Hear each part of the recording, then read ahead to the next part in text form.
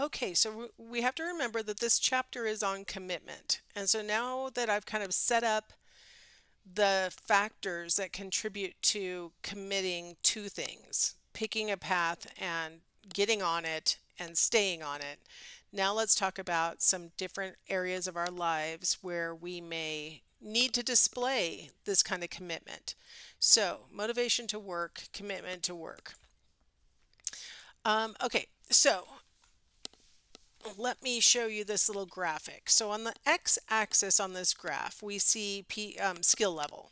We have low skill level on the left, high skill level on the right. So this isn't the most precise graph I'm going to be showing you. We just have low to high. And then on the y-axis, we have the challenge level in the work that we're going to be doing. And we have at the bottom low and at the top high. So again, just sort of a continuum of how challenging the work is. So here we have skill required for the work and then how challenging the work is. Okay, so here we have in the lower corner, if you're low on, if the work is low in challenge and low in skill required, you may experience apathy. If you have no work to do, I put that a pink box around if you have no work to do. You may be experiencing apathy. If you have nothing that you're doing that is like contributing to your own upkeep, your own care, that's giving back to anybody else, those kinds of things, you may experience apathy, which is like you sort of lose motivation in general. You may feel underwhelmed if you're sort of moving out of the direct corner, but you're sort of, maybe it's a low skill level job and it's maybe got a little bit of challenge, something like that. You're probably underwhelmed. You're like, this is not enough to keep me engaged, kind of work attitude. Um, I have this little meme down here that says motivation. It's not that I'm lazy, it's just that I don't care. I don't care would be describing people who are experiencing low skill level work and that's combined with low challenge. All right, so now what if you go up the challenge level to a high challenge situation, but still it's a low skill? And so to illustrate what that might look like, I see this person who has a lot of things on their checklist. So it's very challenging to get it all done because there's just so much. But it's not hard. It's not hard work to do. It's not like it takes a lot of skill to do it. It's just there's a lot. And so people who have a lot of work might display anxiety predominantly. If they have a lot of work and very little skill level, they may be anxious about their work. They might be overwhelmed. It's like it just never stops and it's just too much and I can't keep up. So they might be overwhelmed if they're in that situation. So high challenge, but low skill. That's not positive. How about let's go down here to and where do I want to go next? Since we were already on highest challenge, let's go over here to the right. High challenge level, but also high skill level. So we see up in the right hand corner, it's labeled flow. Some of you may have had experience entering a flow state when you've been engaged in something that was the perfect combination of a manifestation of the skill that you have in that area and how challenging the task is. So it's very satisfying and very engaging. People who enter a flow state, we've got a picture of somebody playing a cello. Um, a lot of times it's something artistic. It could be music, it could be dance, it could be creating art or writing. A lot of times people will report flow in those situations, but there are other circumstances that you might enter flow. If you have some kind of task that requires a high level of skill, you might have seen these on social media. These videos of they'll oftentimes be captured, videos of people doing their work perfectly, something like that. And you'll have people who have a highly skilled task that they're doing, like they clearly have practiced this a bunch.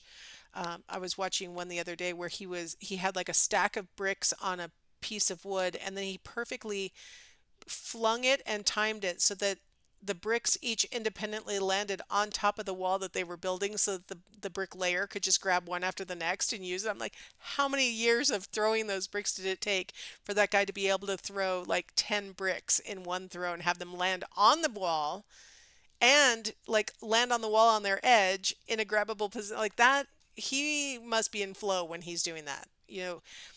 People who play sports, a lot of times you'll see them enter a flow state where it's just going. And I have a feeling I was watching the Olympics and the ping pong tournament. I have a feeling those ping pong players must get into a flow where they don't think. That's a really big factor in flow is that you just get enmeshed. You lose your sense of self while you're doing it and you just go. And that is a perfect mix of like, I have the skill in this very challenging situation and I'm just going with it. That's flow, which is different from relaxation, right? So we have, if you are experiencing a high skill level task, but it's not very challenging, it may be described as relaxing. And I have this picture of, a person who has raked the sand into perfect rows. Seems easy, but you'll notice you can't see the place where they even picked up the rake after doing those circles. Like that takes some practice. That takes some skill to be able to do it. But the fact that it's not very complicated, it's not very challenging, it's just it takes some skill, makes it relaxing. If you ever talk to people who knit or crochet, they'll oftentimes say, "Oh, it's so relaxing." But if you don't know how to knit or crochet, you're thinking that can't be relaxing. That looks terrible. And it's like once you've gotten to a certain skill level, it's not very challenging to do. And so you could just very repetitively do the exact same thing and it comes out perfect. And so high skill but low challenge is oftentimes described as relaxing. We've got the mid range, if you're in the medium level of skill and it's a low challenge task, you might be bored. If it's medium level of skill and it's a high challenge, you might be, aroused enough to be efficient. It's not anxiety inducing arousal, it's instead maybe just enough to be efficient. If you are at the medium level of challenge and low level of skill, you might worry about things. Sometimes that causes you to like worry about the security of this job. I mean, anyone could be doing this. Why am I even here? It might cause you to maybe, I don't have to think about the job that much because it's a low skill level thing. And so maybe I'm worrying in the back of my mind about other unrelated things. And then over here on the high skill level, medium challenge level, you might feel a good sense of control. I feel in control of the situation. I feel competent.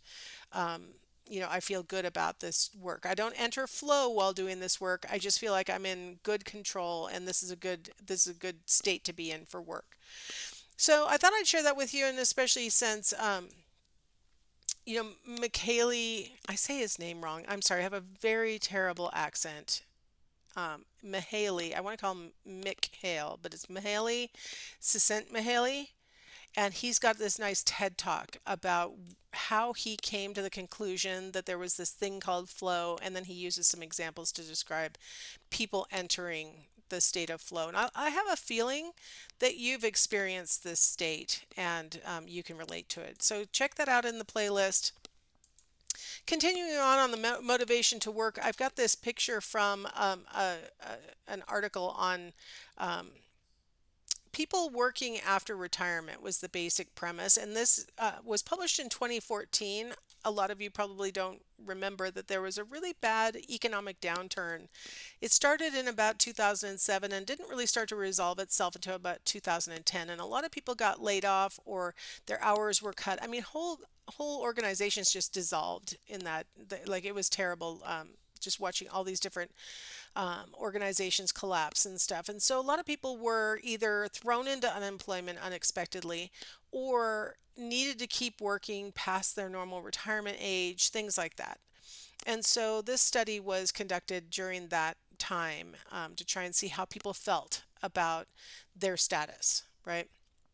And we've got the older adults, but that are pre-retirement age being reported in the light blue bars. So those are people 46 to 65. So they're older, so they're like probably established in their field, but they're not ready to retire yet. And then in the dark blue, we have people who are 66 or older and probably would be retired, are typically in the retirement category. All right, and then we have on the left, we have those people who are employed full time. We have next those who are reporting that they're self-employed.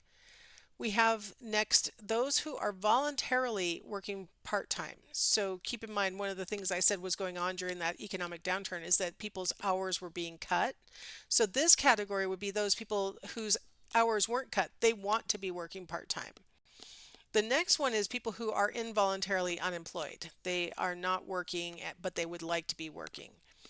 And then we have the next one is involuntary part-time. So we have people who are wanting to be working full-time, but all they have is part-time work. And then the final one is people who are out of the labor force, and that's all voluntary, like people who aren't working. All right. So first off, you'll notice that the younger people who are 46 to 65 are that y-axis is representing how happy they are, and their happiness is being assessed by one question. It's called the best possible life question. So you're supposed to assess your current life relative to the best possible life on a scale of zero, which is the worst possible life imaginable, to 10, the best possible life imaginable. And now what you're seeing on the y-axis is not their actual ratings. You're seeing a standardized coefficient. So what that means is that zero becomes the average score. And then positive numbers means that you're above zero. That means you're above average. And negatives mean that you're below average. All right, so now we understand how the picture goes. So what you're seeing in the employed full-time is that the younger people are happier in their full-time position than the people who are old enough that they could retire. Self-employed, you see that the older people who are 66 and over are happier in the self-employed status than the younger people are. In the voluntary part-time, it does come out that they're significantly different from one another, but honestly, the numbers are not very different. So younger or older respondents, voluntary part-time seems to be associated with about the same amount of happiness. Look at the unemployed. If you are 46 to 65 and unemployed, look what a drop in happiness we're seeing. You have 3 stars means that it's highly significant. It's the p-value, for those of you who know stats at all, the p-value is less than 0.01. So very low, like the happiness really has dropped for people who are 46 to 65 who are unemployed. Whereas for the 66 and above, they're above the average on happiness. Maybe they're a tiny bit relieved that they've been unemployed. The involuntary part-time, we see the same basic pattern where the younger people are, it affects their happiness, it drops their happiness, whereas the older people it doesn't. There are no stars next to those bars, so it's not significantly different from average, but you do see that trend, that pattern where the younger people are more affected than the older people. And then out of the labor force, the older people are happier. But again, there are no stars next to it, so it's not significant. All right, what I really want you to focus on is the unemployed data, that the younger people really take a hit to their happiness when they are unemployed. Why would that happen? Why are we so affected by loss of work? I mean, these are unemployed people who were working and got thrown out in some fashion, laid off, whatever fashion. They didn't choose to be unemployed, and it hit their happiness. Now, of course, there are very fundamental reasons for working, right? We work because it gives us money and other things, but there are other intangibles that come from work, and that's what's really important. I found this funny picture from an employer's website, and I love that these employees have Letterman's jackets. That's hilarious. But a satisfied and engaged employee, when a person is engaged in work, it's not just about the income.